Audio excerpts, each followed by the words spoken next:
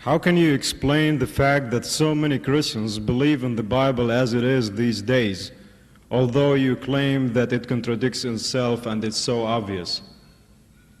I didn't get the joke. What is it? Okay, how can you explain the fact that so many Christians believe in the Bible as it is these days, although you claim that it contradicts itself and it's so obvious?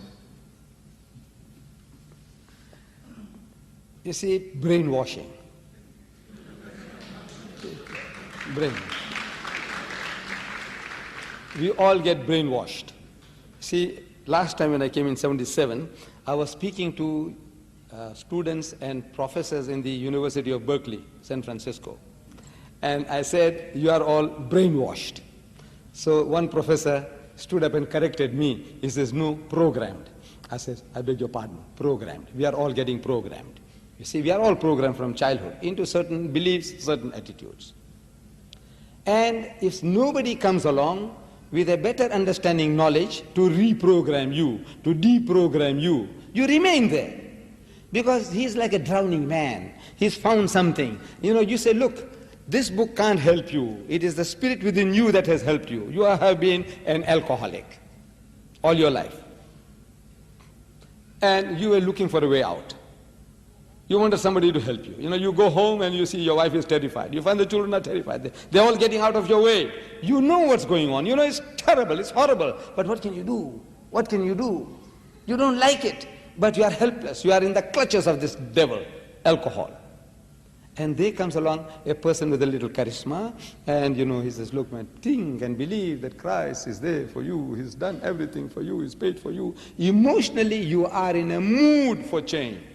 You are like a drowning man, struggling to get out, to save yourself from drowning, and the straw, you know, that you hit upon the straw and you were able to come out. You say, the straw helped me. I says, no, it was the struggle that you have been going on in your heart and mind. The struggle you put up brought you to the shore, not the straw. But now when you are trying to explain that on a logical basis, you say, look, it's your struggle that saved you. Your intention, your sincerity that saved you. So no, he's thinking that now you're trying to push him back into the mire. No, we are only explaining. But now people have gone through this experience and they're terrified. If they let go of this, Christ died for my sins. He saved me. He says, brother, it is your determination, your will, your faith that saved you. He says, no, Christ saved me. As if he's terrified. He says, you want to drown him again, you want to push him back into it. Which is not the case. So you see now, we have to give the people an alternative. They haven't got it. The only book they know is this. And this book they can see, the bulk of the people, they can see, man, what mess it has made. It hasn't got answers to the problems. So when he lets go or he grabs anything. Hare Krishna movement. You know, the guys with the little pigtail, they go around dancing with the yellow saffron clothes and with the drumming. No, look. It is the mind, you know, you want something, grab something, I say, I get peace here, I get peace there. So you join the Munis, you find peace. You join Hare Krishna movement, you get peace. It's any movement. It is what you were yearning for, that you were striving for, and these are just excuses. The straws. It's not the straws that are saving you. So our Christian brothers and sisters, they don't know anything about the Quran. They know nothing about the Quran. If their own book lets them down, what about any Eastern book? The Quran, an Eastern book, what can it do for you? They don't know this book. And the trouble is with us. We haven't done anything to educate them. We ourselves, we don't know anything about the Quran. The bulk of us. How do you speak to a Christian?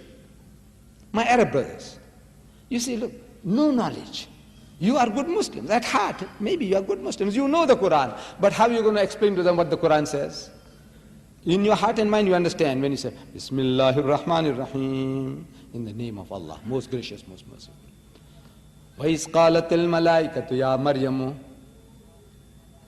وَإِذْ قَالَتِ الْمَلَائِكَةُ يَا مَرْيَمُ إِنَّ اللَّهَ اسْتَفَاكِ وَطَهَّرَكِ وَاسْتَفَاكِ عَلَى نِسَاءِ الْعَالَمِينَ.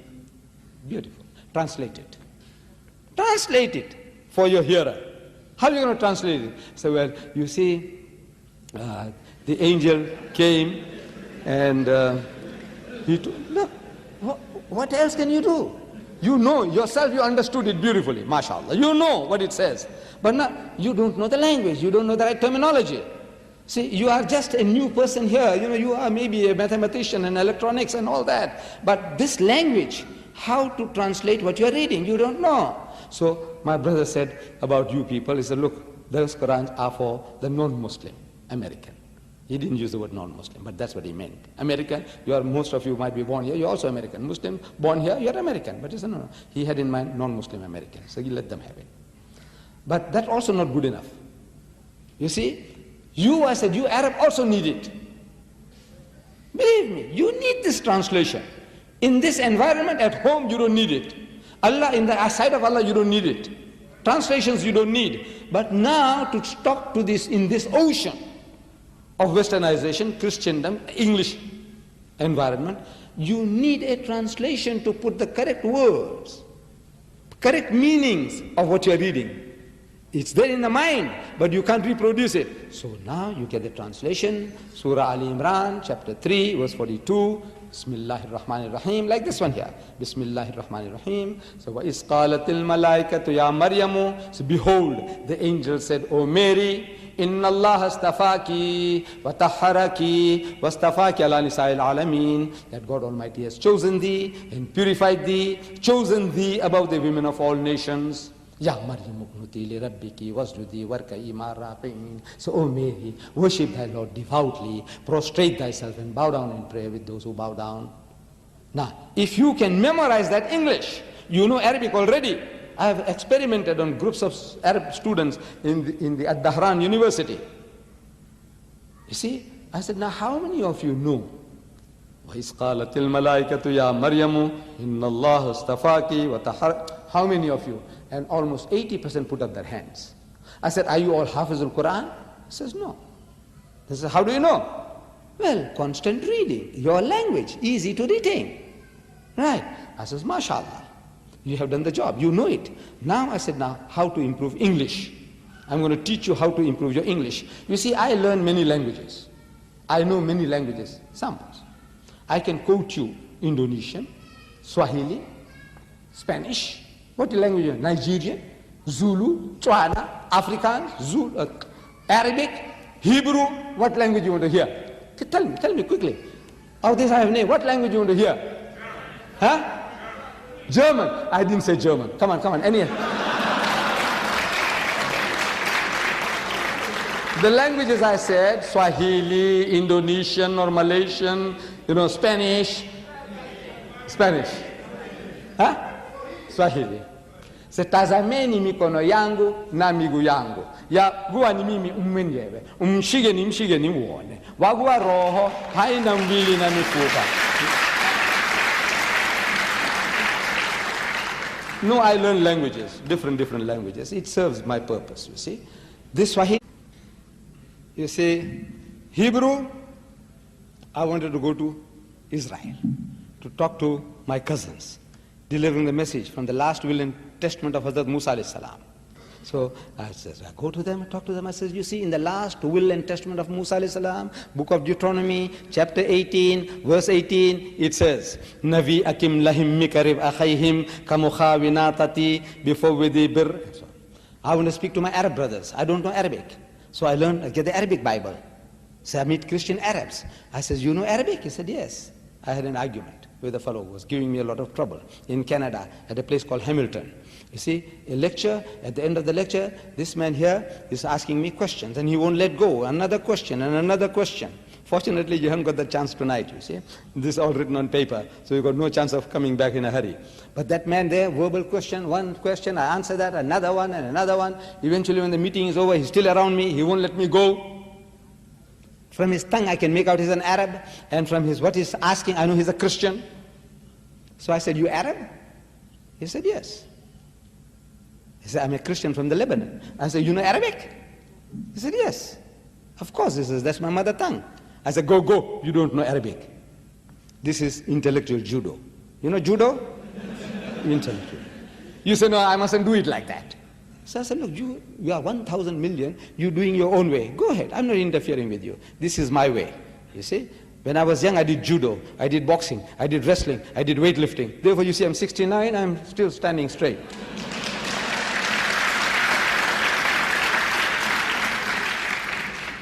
So I said, go, man, you don't know Arabic.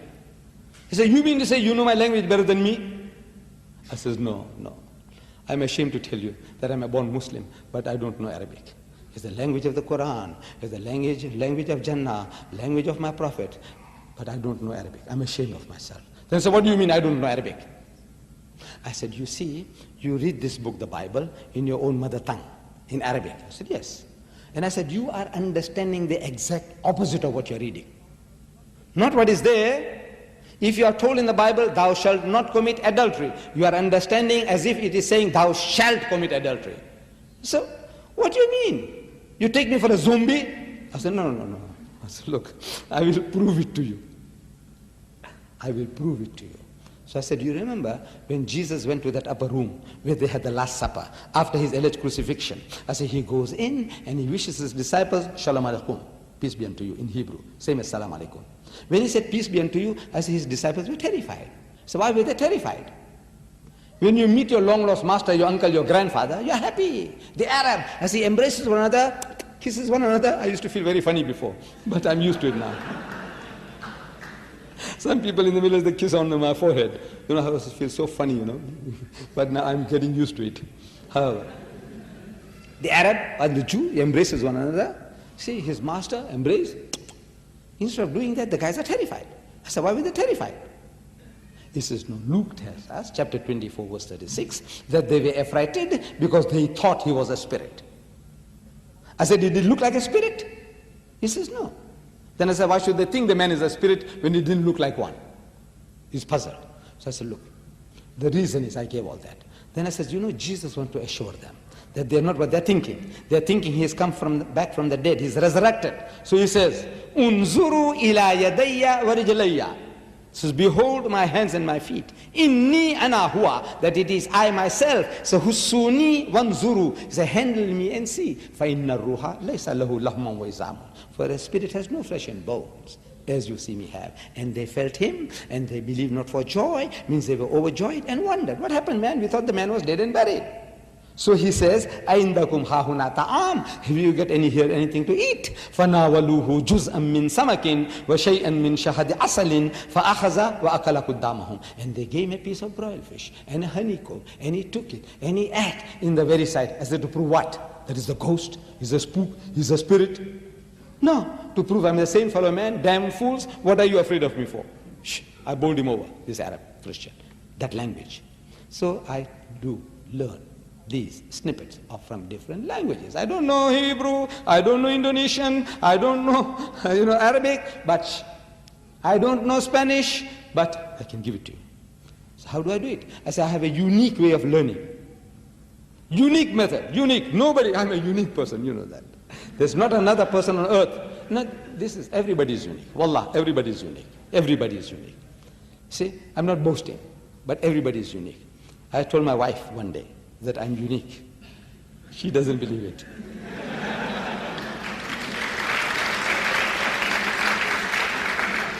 But I proved it to her. She didn't believe it. She thinks I'm boasting. Nobody like me. I said, no. I say, I'm unique. There is really nobody like me. She says, no. So I said, in the family, Mr. So-and-so, I don't know, take the name. So she sees, mentally she sees the fellow. I said, is there another guy like him? So she sees, she says, no. I said, our son, my eldest son, Ibrahim. I said, is there another guy like him? So she scans. She says, no.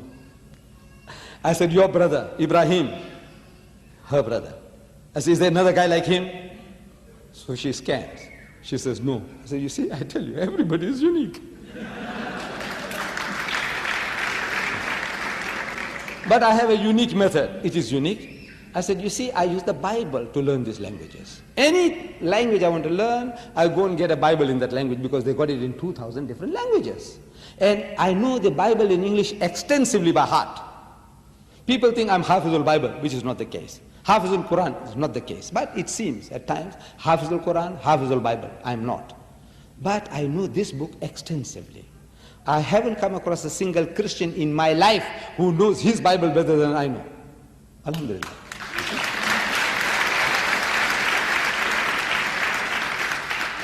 So because I know this so much by heart, if I want to learn Arabic, I get the Arabic Bible. And I open the verse which I already know. Very easy to learn and understand every word. I want an Indonesian, I went and got an Indonesian Bible. So already what I know, I look for it in Indonesian. I want a Zulu, I do the same. Swahili, I did the same. That's how I learn. It's a unique method. And I want you to do the same. In other words, I'm going to tell you all to go and buy Bibles and go and learn like that. I says no. But what I have in English, the Bible, you have in Arabic, the Quran. I said, use that. You know this? Verses? I said, yes. Now you get an English translation. Look at the verse that you already know. وَإِذْ قَالَتِ الْمَلَائِكَةُ يَا مَرْيَمُ. So behold, the angel said, O Mary. Memorize that. Behold, the angel said, O Mary, إِنَّ اللَّهَ اسْتَفَاكِ وَتَحَّرَكِ وَاسْتَفَاكِ عَلَى نِسَاءِ الْعَالَمِينَ. So I said, learn that English. Verse by verse. You know Arabic? Now learn English. Now, once you have done that, your vocabulary is improving. Construction of sentences is improving. Now, an opportunity for use. I said, here around Dahran, I'm told that there were some 10,000 Americans. I said, they're all your customers. Any white man you see, you ask him, excuse me, sir, what church you belong to? He gives you a name. You know he's your customer. He says, you know, we believe in Jesus. I said, yes. He's thinking maybe you want some cigarettes or chocolate from him. He says, you know what my book says about Jesus? He says, no. It says, Bismillahir Rahmanir Rahim. وَإِذْ قَالَتِ الْمَلَائِكَةُ يَا مَرْيَمُ. So behold, the angel said, O Mary, إِنَّ اللَّهَ اسْتَفَاكِ وَتَحَّرَكِ وَاسْتَفَاكِ. I said, do that. Practice. Talk. And as soon as you go to Britain or America for studies, you will be on a better wicket. You see, the biggest problem you students have, I know. At that conference, I was told that number one problem when you come to this country, though you have learned English at home, your problem is language, number one. Second year, problem number one, language. Third year, problem number one, language.